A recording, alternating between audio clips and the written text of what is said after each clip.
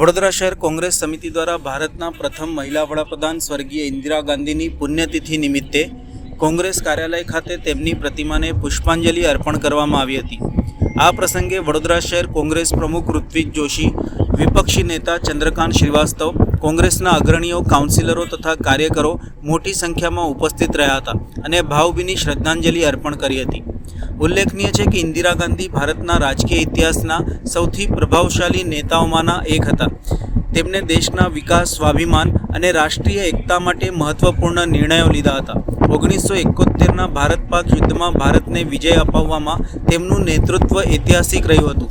આ પ્રસંગે કોંગ્રેસ આગેવાનો દ્વારા તેમના જીવન અને કાર્યને યાદ કરતા જણાવ્યું હતું કે ઇન્દિરા ગાંધીનું વ્યક્તિત્વ આજે પ્રેરણા સ્ત્રોત છે અને તેમનું સમર્પણ રાષ્ટ્ર સેવા માટે હંમેશા સ્મરણાર્થે રહેશે। દેશના પ્રથમ મહિલા વડાપ્રધાન રહી ચૂક્યા, લોખંડી મહિલાનું બિરુદ જેમને મળ્યું। અમારા કોંગ્રેસ પાર્ટીના નેતા, દેશના પ્રધાનમંત્રી રહી ચૂક્યા એવા સ્વર્ગીય ઇન્દિરાજી ગાંધીની આજે પુણ્યતિથિ નિમિત્તે કોંગ્રેસ પરિવાર એમને સતત નમન કરીએ છીએ, યાદ કરીએ છીએ। આખા દેશમાં એમને યાદ કરવામાં આવે, એમના દ્વારા કરેલા કાર્યો આજે પણ લોકો યાદ કરે છે। શ્વેત ક્રાંતિ, હરિત ક્રાંતિ હોય, પંચાયતી રાજની સ્થાપના હોય કે ઇન્દિરાજી દ્વારા કરવામાં આવેલા મહિલા સશક્તિકરણના કાર્યો હોય કે ખેડૂતો અને યુવાનો માટે જે કાર્યો કર્યા, દેશ માટે કર્યા, એ બધી યોજનાનો લાભ આજે પણ લોકોને મળે છે। પરંતુ સૌથી મોટી વાત જો આપણે એમને યાદ કરીએ તો કે ભારત દેશનું નામ ઊંચું કરેલું, એ જે પાકિસ્તાનને સબક શીખવાડ્યો એ ઇન્દિરાજી ગાંધી હતા। એ સમયે અમેરિકાએ ઇન્દિરાજી ગાંધીને ના પાડી હતી અને અમેરિકા સામે આવી ગયું હતું અને ઇન્દિરાજીને કીધેલું કે તમે પાકિસ્તાન પર એટેક ના કરતા। પરંતુ ઇન્દિરાજી ગાંધી એક લોખંડી મહિલા, નિર્ણય શક્તિ, મજબૂત વિચાર ને જેમને અમેરિકાને કીધું કે અમે જે નક્કી કર્યું એ કરવાના છે ને પાકિસ્તાનના 2 ટુકડા કરીને બાંગ્લાદેશ આઝાદ કર્યું। એ સમયે તો ભારત દેશનું, જ્યારે ભારત દેશનું નામ આખા વિશ્વમાં ડંકો વાગતો હતો, આજે અમેરિકાના રાષ્ટ્રપતિ વારંવાર ભારત દેશના વડાપ્રધાનનું અપમાન કરે। વડાપ્રધાન ચુપ્પી લઈને બેઠા છે, કશું બોલતા નથી, વારંવાર અપમાન કરે છે।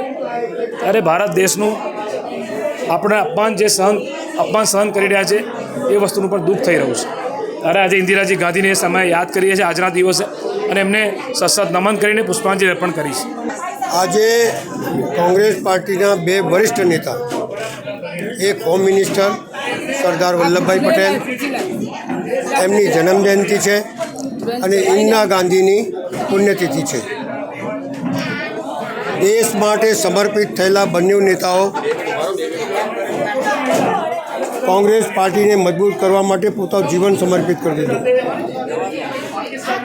હું બહુ મોટી વાત નથી કરતો, પણ સરદાર વલ્લભભાઈ પટેલે જ્યારે દેશ આઝાદ થયો ત્યારે હિન્દુસ્તાન અને પાકિસ્તાનના 2 ટુકડા થઈ ગયેલા, લોહિયાળ ગાડીઓ ભરીને આવતી હતી, મારકાટ ચાલતી હતી।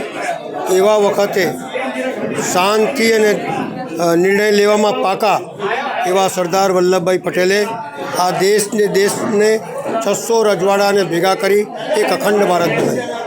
એમની વાતો બહુ છે, વકીલ કઈ રીતે બન્યા, કઈ રીતે લડ્યા, એમની પત્ની મોત થઈ ગઈ તો પણ નહીં ગયા, પણ એમની સૌથી મોટી વાત આ હતી। અને ઇન્દિરા ગાંધી એમના તો બહુ કામો છે, અને એમને કીધેલું કે મેરે ખૂન કા એક કતરા भी इस देश के काम आना चाहिए, એવું મંચ પરથી જાહેર કરેલું। મોત સામેથી તો પણ ડરા વગર ગયા। એમને દેશની અંદર બધું ઘણું કર્યું છે। બેંકનું રાષ્ટ્રીયકરણ, એક નાનો માણસ બી બેંકમાં જઈ શકે, રહેનું ઘર અને ખેડાની જમીન, એનાથી લોકો માલદાર થયા। આ બધી બાબતો, પણ રાષ્ટ્રને સમર્પિત થવું અને પોતાનું જીવન ત્યાગ કરી દેવું એવા નેતાઓની એકની પુણ્યતિથિ છે અને એકની જન્મજયંતિ છે। અમે બંને નેતાને નમન કરીએ છીએ અને એમના બતાવેલા રસ્તા ઉપર આગળ વધીએ અને દેશને મજબૂત કરીએ।